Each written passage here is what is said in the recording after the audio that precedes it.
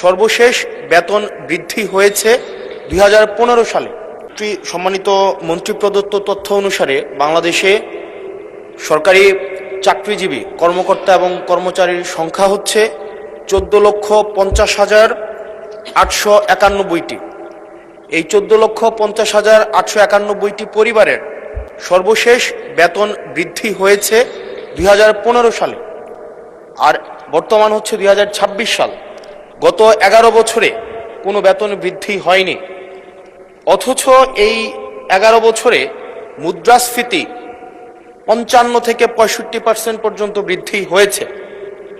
মাননীয় মন্ত্রী মহোদয়ের কাছে প্রশ্ন, এই 14,50,891টি যে পরিবার রয়েছে, প্রথম শ্রেণী থেকে চতুর্থ শ্রেণী কর্মকর্তা এবং কর্মচারীদের সরকারি তাদের বেতন বৃদ্ধির জন্য, যদি এটি আপনার মন্ত্রণালয়ের না, আপনারা অর্থ মন্ত্রণালয়ে তাদের বেতন বৃদ্ধির জন্য কোনো প্রস্তাব পাঠাবেন কিনা, এবং এই নিয়ে বর্তমানে আপনাদের প্রণীত যে নীতিটি রয়েছে সেটি আমরা জানতে চাচ্ছি।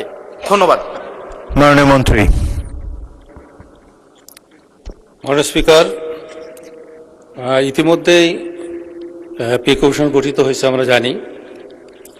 তো বিষয়টি অর্থ মন্ত্রণালয়ের আওতাধীন, আর এই বিষয়ে যদি পৃথক নোটিশ দেওয়া হয় তাহলে এ বিষয়ে বিস্তারিত মহান জাতীয় সংসদে মাননীয় সদস্যের উত্তরের জন্য উপস্থাপন করা হবে। মাননীয় স্পিকার, ধন্যবাদ। ধন্যবাদ মাননীয় মন্ত্রী।